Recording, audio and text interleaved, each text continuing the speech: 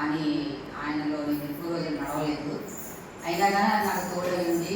కోవిడ్లో ఉన్నా కూడా నన్ను ఆయన కాపాడుకుంటూ వచ్చాడు. 2 years ఉండాల్సిన 1.5 yearకి నేను ఇండియా వచ్చేసాను. దేవుడికి దయ వల్ల.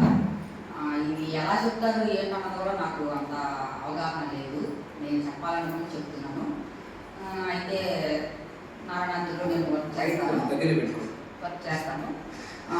సిస్టర్ లక్ష్మి నాకు పరిచయం అయిన తర్వాత ఇంకా దేవుళ్ళు నేను ఇంకా తెలుసుకుంటా ఉన్నాను. మధ్యలో దాటకపోయాను, మళ్ళీ తెలుసుకున్న తర్వాత ఆవిడ చెప్తా ఉంటే నాకు ఇంకా అవును కదా, నేను ఇన్ని పొందాను ఈయన ద్వారా, నేను సాక్ష్యం చెప్తే బాగుంటుంది కదా అని చెప్పేసి నేను పంచుకున్నాను లక్ష్మితోటి.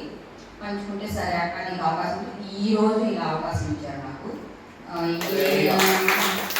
ఇంకా నా భర్తకి మారు మనసు రాలేదు. ఆయన చెప్పినట్టే నేను వినాలి కాబట్టి ఆయన వెళ్ళమంటే వెళ్ళాలి, వద్దంటే మానేయాలి.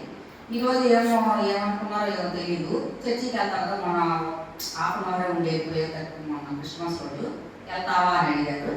అంటే నాకు ఆశ్చర్యం వేసింది అనమాట. ఏంటి ఎలాగంటారంటే అలాగే అన్నాను. నాకు వర్క్ చేసే పాప కొంచెం లేట్గా వచ్చింది. నేను 10:30కి వచ్చాను అనమాట. ఇక్కడికి వచ్చి ఈ విధంగా నాకు చాలా అనారోగ్యము, కిడ్నీ పేరు స్టేజ్లో ఉందన్నారు.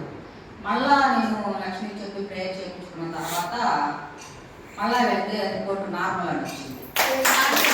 ఏం లేదు, కూడా అవసరం లేదని చెప్పేసి చెప్పారు. షుగరు, బీపీ అన్నీ ఉన్నాయి. అయినా రికవర్ అయిందంటే వాళ్ళ డాక్టర్ ఆశ్చర్యపోయారు. 1 weekకే రికవర్ అయిపోయింది. నాకు ఆశ్చర్యపోయారు. ఇంకా తెలుసుకోవాలి, ఇంకా ఎదగాలని చెప్పేసి నాకు ఆశ. నా భర్త మారు మనసు పొందాలి, నన్ను ఇంకా దేవుడు వాడుకోవాలని నేను కోరుకుంటున్నాను. పాస్టర్ గారు ప్రేయర్ చేయమని అడుగుతున్నాను. ఈ చిన్న సాక్ష్యాన్ని దేవుడు దీవించాలని నేను కోరుకుంటున్నాను. Thank you sister.